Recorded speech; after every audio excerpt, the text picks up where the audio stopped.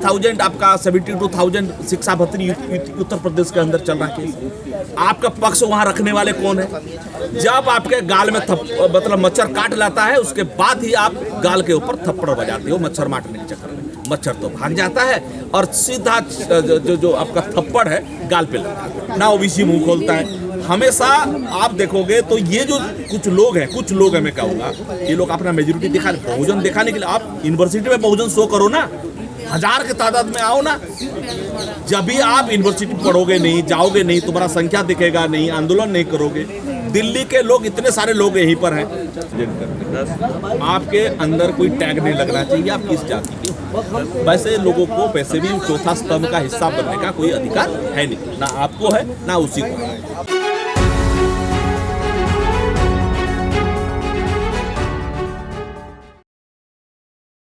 जी, कोई अलग अलग लोग नहीं है और दोनों मीडिया में छाए हुए हैं, जीत भी हमारी पट भी हमारी। तो ये एक स्ट्रेटजी के तहत, एक रणनीति के तहत आपका जो इशू है, आपके जो मांग है, आपका जो प्रश्न है, आपका जो क्वेश्चन है, आपका जो इशू है, उसको डायलॉट करने की, उसको खत्म कर देने की, उसको दिग्भ्रमित करने की, कंफ्यूज करने की एक साजिश है सर। लेकिन लगातार जिस तरीके से ये जो बहुजन मीडिया की अगर हम बात करें, ये तमाम जो लड़कियां हैं जाती हैं बहुजन समाज के कार्यक्रमों में जाती हैं और जाकर के माइक के ऊपर ये बोलती हैं कि आपको 150 साल से पानी नहीं मिला तो आप जीवित कैसे हैं। यानी कि इस तरीके से भड़काऊ बयान देती कि सामने वाला कुछ भी उल्टा सीधा बोल सकता है उस बीच में। देखिए, स्ट्रेटेजी है मीडिया की, तो आप उसको समझना पड़ेगा, आपको ट्रेन होना पड़ेगा। जब भी आप ऐसे चीज़ को कहीं फेस कर रहे हो, आप यही तो है, एक बार किसी आदमी को जुल्म करने के बाद दोबारा फिर कहोगे आपको कैसा लगा, मजाक उड़ाने के बाद। तो ये बड़ा प्रश्न है ना, जो आज़ादी का आपका जो अमृत काल मनाया जा रहा है, अमृत काल में भी आज किसी भी एक ऐसे एक जाति के हैं जिन्होंने हक अधिकार छीना, पानी पीने के लिए भी जिस जमीन पे लड़ाई लड़नी पड़ी, आंदोलन करना पड़ा, लोग हमारे लाठियाँ खाए, आंदोलन आज भी आज के डेट में। और मेघवाल क्या हुआ, बच्चा जो मेघवाल जो इनके जो स्टेट में क्या हुआ उसके साथ, पानी पीने का तो था, मटके से पानी पी लिया था।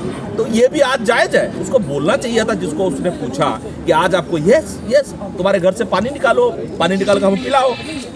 आज भी है, आप उसी पानी से उसको पवित्र मान के अखिलेश यादव का कुर्सी को धुलाया जाता है। तो पानी का इशू आज भी जायज़ है, आज भी ये प्रासंगिकता है, आज भी रिलेवेंट है ये इशू।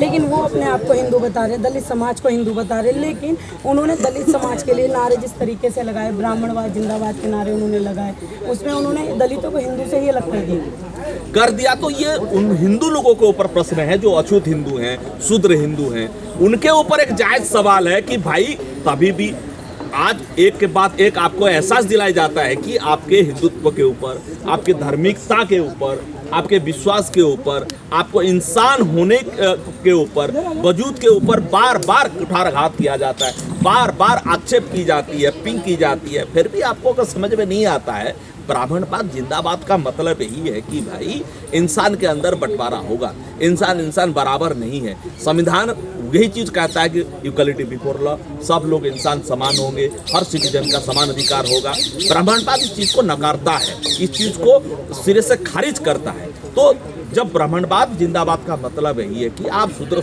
रहो, तुम्हारा औकात कैसे होगा। अखिलेश यादव तुम सीएम बन गए, आज एक छुट्टी कटवा दिया एक यादव की जो पूजा पाठ कर रहा था, किसी को पेशाब पिलाया गया, तो मतलब क्या है, उसने नकार दिया, धार्मिकता को नकार दिया कि तुम आहिर नहीं हो, तुम आहिर कभी हिंदू नहीं हो सकते। किसी दलित को मंदिर घुसने से पिटाया जाता है, मारा जाता है। इसको समझना पड़ेगा उन लोगों को कि भाई तुम कैसे हिंदू हो।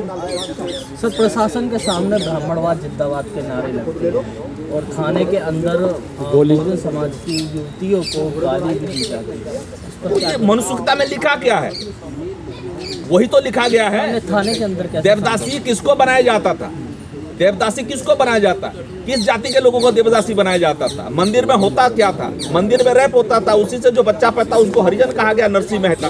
गुजरात में एक संत था, उसका नाम है नरसिंह मेहता। नरसिंह मेहता का मतलब उसने हरिजन शब्द को आयत किया। जो बच्चे नाजायज पैदा होते थे मंदिर से, उसी को ही उन्होंने हरिजन कहा। आपका जो प्रश्न है वो जायज प्रश्न है, गाली गलौज करना क्या किया। अब पौराणिक काल से देखो, वृंदावती का जिस तरह से छल और कपट से रैप की गई और जलंधर को मारा गया, किस तरह से किया गया, उसको आक्षेप की गई, गाली दी गई।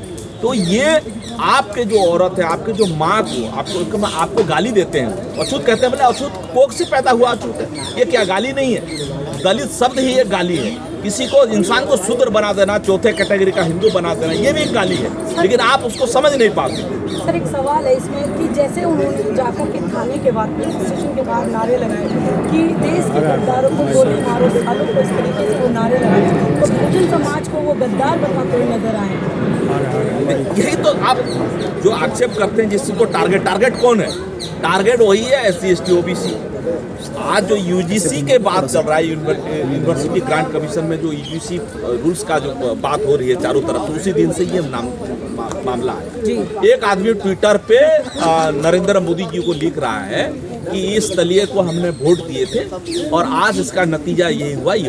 वही आदमी जब यूनिवर्सिटी में पढ़ेगा तो मान लीजिए नरेंद्र मोदी डिग्री दिल्ली यूनिवर्सिटी पढ़ने के लिए जा रहे हैं और जिस जात से हैं, तो वो आदमी भी पढ़ रहा है उनके साथ। जो आदमी अभी प्रधानमंत्री को कह रहा है लिख के, बड़ा कि इस दलित को हमने वोट दिया और देखिए इसने क्या किया, तो वो आदमी जब UGC में पढ़ेगा, दिल्ली यूनिवर्सिटी में पढ़ेगा, तो क्या बोलेगा?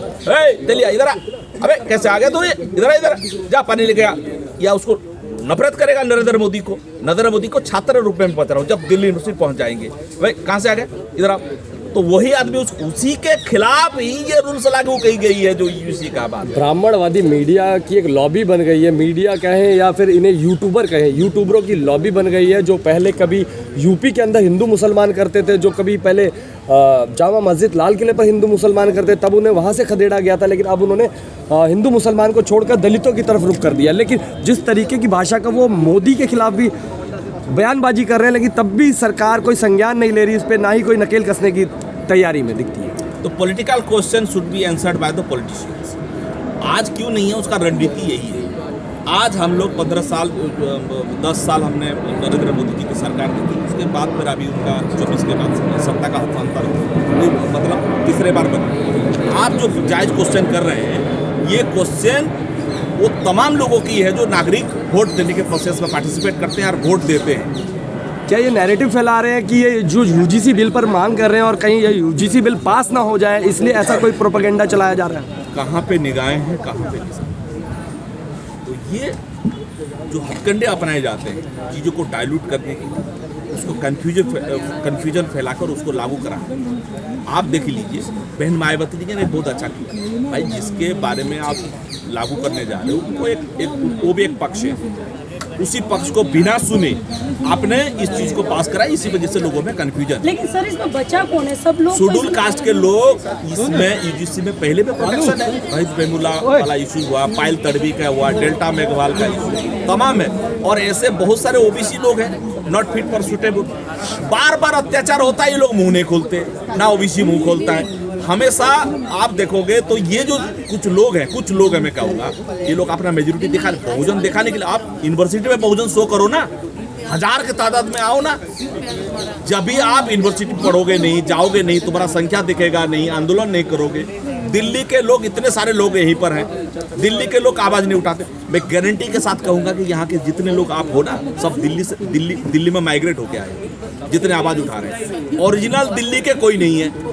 दिल्ली के लोग यहाँ पे जो सबसे ज़्यादा लोग हैं बहुत कम मिलेंगे। 30 साल 40 साल पीछे जाओगे तो आप कहीं माइग्रेट हुए होंगे। यहाँ के यही समस्या है ना। आप मेरठ से लोग कितने लोग लेकर आएंगे? दिल्ली का आदमी यहाँ आएगा, आंदोलन करेगा, आपके बच्चों के ऊपर सब वहाँ पे अत्याचार हो रहा है, सब लोग चुप हैं, आपके नेता चुप हैं, 15% वोट के चक्कर में चुप हैं। तो ये जो सवाल है, ये कहीं ना कहीं जो बुद्धिजीवी वर्ग है बहुजन समाज का, उनको सीरियसली लेना चाहिए। अच्छा, इस नैरेटिव को रोकने के लिए आप पेशे से वकील है, तो बहुजन समाज को करना क्या चाहिए इस ऐसे नैरेटिव को, प्रोपेगेंडा को रोका जा सके? जिससे प्रोपेगेंडा को रोकने के लिए पहले तो आप लोगों की नैतिक जिम्मेदारी कि मैं सॉरी फॉर दैट में किसी का मतलब किसी को हॉट नहीं कर रहा हूँ। आप जितने जल्दी बहुजन समाज नाचने गाने वाले को जल्दी प्रमोट कर देते हैं, और जो आपके समाज के बुद्धिजीवी हैं उनको सुना करें, उनसे सलाह मशवरा करें, उनसे सवाल जवाब करें। बात है कि जब UGC का मामला सुप्रीम कोर्ट में गया, आपके कितने पक्ष जाके वहाँ रखे, आपके कितने वकील वहाँ पे जाके लड़े, कितने आदमी जाके वहाँ पार्टी बने और चीफ जस्टिस सामने ये कहे कि भाई ये हम लोगों का पक्ष है। अभी 69,000 आपका 72,000 शिक्षा भर्ती उत्तर प्रदेश के अंदर चल रहा है। आपका पक्ष वहां रखने वाले कौन है? जब आपके गाल में मतलब मच्छर काट लाता है, उसके बाद ही आप गाल के ऊपर थप्पड़ बजाते हो मच्छर मारने के चक्कर में।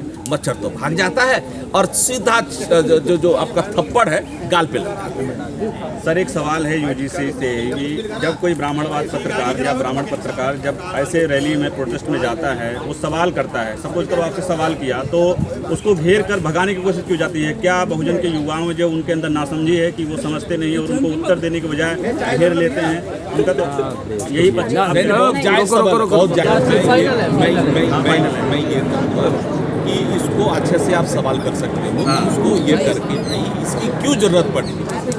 मीडिया का काम है आप चौथे स्तंभ को रिप्रेजेंट करते, आपके अंदर कोई टैग नहीं लगना चाहिए आप किस जाति के हो। वैसे लोगों को वैसे भी चौथा स्तंभ का हिस्सा बनने का कोई अधिकार है नहीं, ना आपको है ना उसी को है। किसी जाति धर्म को टैग करके कोई पत्रकार नहीं बनता। पत्रकार देश के लिए होता है, समाज के लिए होता है। मैं मांग करता हूं सेंट्रल गवर्नमेंट को कि भाई पहले तो ये मीडिया का चौथा स्तंभ आप डिफाइन करें, कोई लेक्ट लाइए।